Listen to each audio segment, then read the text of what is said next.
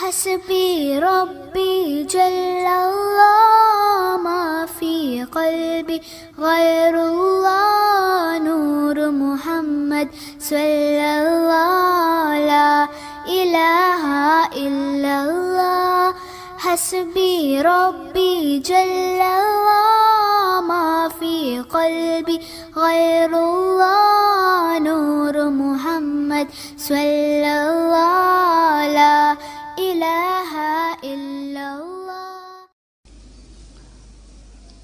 Ini ada bocoran sandi dari iblis ketika ditanya manaka alla tasjud id amartuka, kenapa kamu tidak mau bersujud ketika aku perintahkan?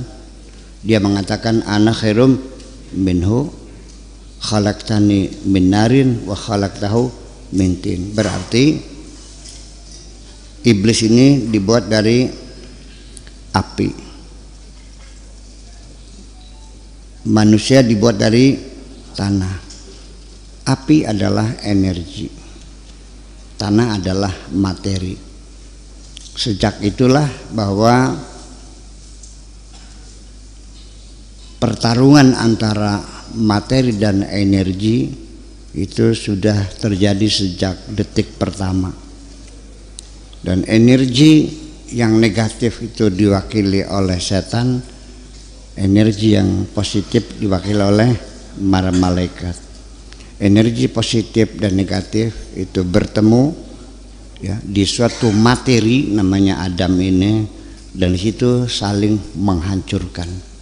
Pada saat saling menghancurkan, disitulah menimbulkan satu kekuatan yang luar biasa. Maka kita sebagai materi itu sudah harus kita terima sebagai realita bagaimanapun, bahwa kita tetap akan menjadi tempat pertemuan antara energi negatif dan energi positif. Nah, kalau sudah energi itu masuknya gaib bukan? Enggak. Malah yang gaib itu roh manusia yang gaib. Ini jadi persoalannya. Jadi gaib itu begini, yang gaib itu hanya Allah kok.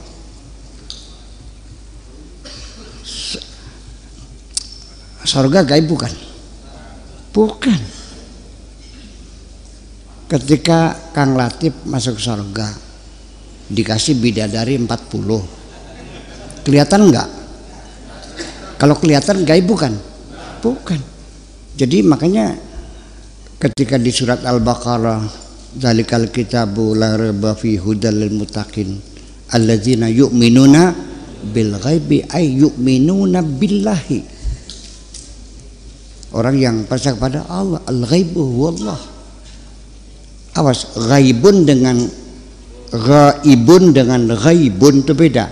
Ghaibun ghain ya ba ghaibun. Kalau tidak hadir namanya ghaib, ghaibun. Kalau ini ghaibun. Miftah belum datang, ghaibun, orangnya ada tapi nggak hadir gitu. Nanti ghaib. Nah, tapi kalau ghaib nggak ada. Malah justru yang gaib itu adalah makhluk-makhluk yang konseptual, konseptual, makhluk-makhluk konsep. Seperti sholat itu gaib. Siapa yang bisa melihat sholat? Nggak ada. Bisa dipegang sholat? Nggak bisa. Selama ini kita hanya melihat orang sedang melakukan sholat, tapi sholatnya adalah konsep. Demokrasi itu adalah konsep, tatanan kehidupan modern di mana harga martabat manusia dijunjung tinggi, hak asasinya dimuliakan, orang tidak boleh dihilangkan nyawanya sembarangan, dihina, dinista nggak boleh, kita muliakan ya, dan semua punya hak yang sama, kesetaraan. Itu adalah demokrasi. Kayak apa makhluknya? Nggak ada, itu konsep dalam pikiran kita. Tetapi konsep itu ketika diimplementasikan dalam kehidupan sehari-hari, maka kita bisa membedakan ini masyarakat demokratis, ini masyarakat apa lawannya demokrasi itu? Iyalah, primitif lah. Yang primitif, ini masyarakat sadis, ini masyarakat fasis, ini masyarakat rasialis, ya kan gitu. Ini masyarakat yang demokratis. Baru kita lihat dalam ketika diimplementasikan dalam kehidupan. Jadi alladzina yu'minuna bil ghaibi itu, makanya saya berani mengatakan bukan sekedar percaya kepada Allah saja, artinya orang bertakwa itu adalah orang yang punya visi dan misi, punya platform, punya gagasan, punya cita-cita, punya ide dan punya target. Wa yuqimuna sholata, dan mampu berkomunikasi secara intensif dengan masyarakat sekitarnya. Wa mimma razaqnahum yunfiqun, dan mereka adalah dermawan, siap memberikan segala-galanya untuk masyarakat. Wa mimma razaqnahum yunfiqun walladzina yu'minuna bima unzila ilaika wa ma unzila min qablik, adalah orang-orang yang punya sikap toleransi terhadap agama-agama yang lain. Wa bil akhirati hum yuqinun, orang yang punya program jangka panjang sampai hari kemudian. Itulah orang yang bertakwa. Nah, ketika makhluk itu konsep, disinilah kita definisikan. Nah, ketika mendefinisikan itu bisa bermacam-macam definisi, dan kita lihat banyak definisi tentang terma-terma agama yang perlu disempurnakan sekali lagi.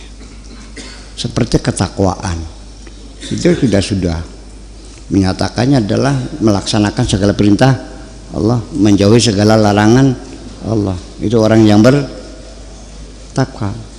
Ada nggak manusia yang bisa melaksanakan segala perintah Allah, yang menjauhi larangan Allah? Ya bakal aja ngomong sih. Itu kan definisi yang tidak menyentuh. Sholat, af'alun wa aqwalun muftatahatun bit takbir wa muftatamatun bit taslim. Perkataan, perbuatan yang diawali dengan takbir, ditutup dengan salam. Nah, kalau orang naik panggung, oke, Allahu Akbar, takbir dulu kan. Saudara-saudara sekalian, kalau muter-muter sama tujuannya, kafir sana kafir sini kan. Terus itu waktu kalam, wassalamualaikum warahmatullahi wabarakatuh, terus turun. Salat bukan tuh?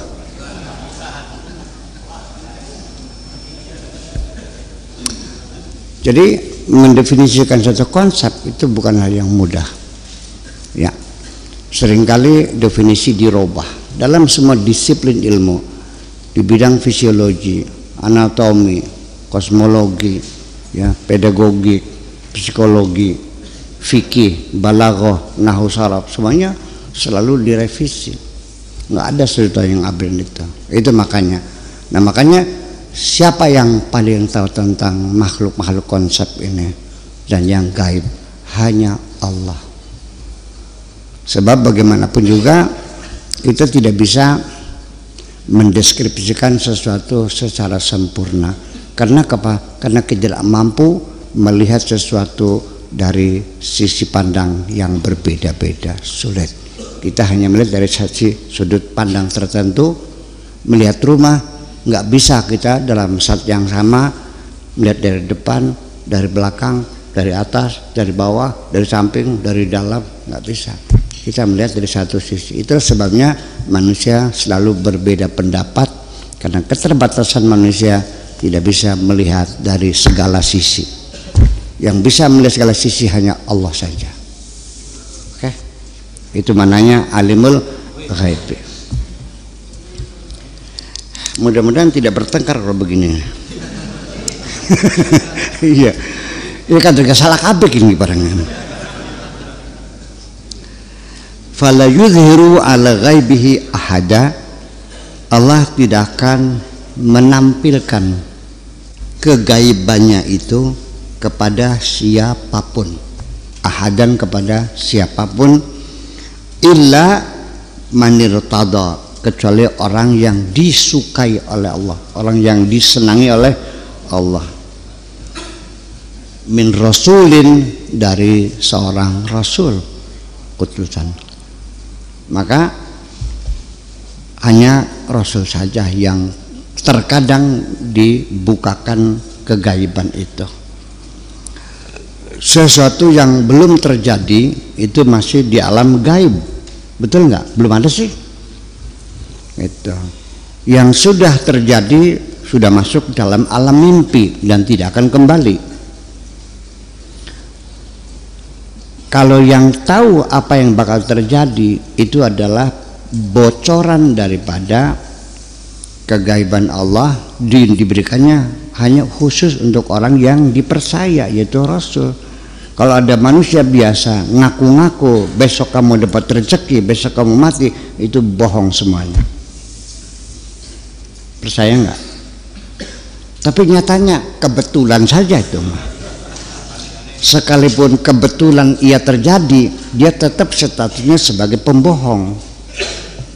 Kadzibal munajjimuna walau kanu sadaqu, au kama qala Rasul, kadzibal munajjimuna, berdustalah orang-orang yang tukang tebak-tebakan itu, walau kanu sadaqu, sekalipun secara kebetulan dia benar juga, tapi kebenaran dia itu hanya kebetulan dan dia tetap statusnya sebagai pembohong.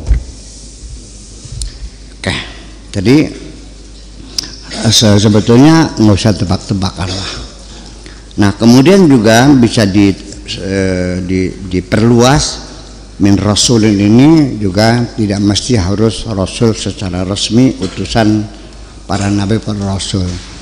Nyatanya ada beberapa orang para solehin juga sering kali dapat bocoran semacam itu. Jadi pada akhirnya mah siapa yang mendapat bocoran? Orang dekat. Semua proyek-proyek yang sangat konfidensial di pemerintahan mana saja di dunia, di gedung putih sekalipun, siapa yang dapat kebocoran? Ya orang yang dekat dong. Makanya kalau pengen kebocoran, dekat ya Allah. Iya dong. Ya jauh mana mungkin kalau jauh mah. Mana? Ya sering datang, sering menghadap, sering mengadu, kan begitu.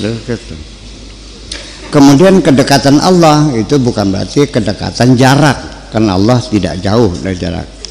Mana yang lebih dekat Allah dengan diri kita?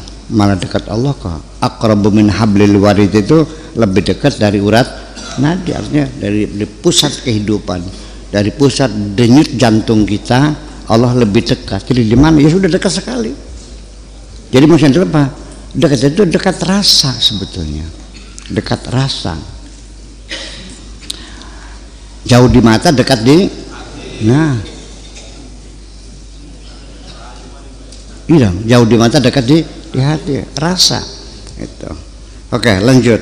Al-ghaibu indahu, kegaiban ada di tangan Allah. Allah yang memegang kegaiban itu. Faqrub minhu, dekatilah dia. Ini kuncinya, dekatilah dia. Sing parkor Gusti Allah.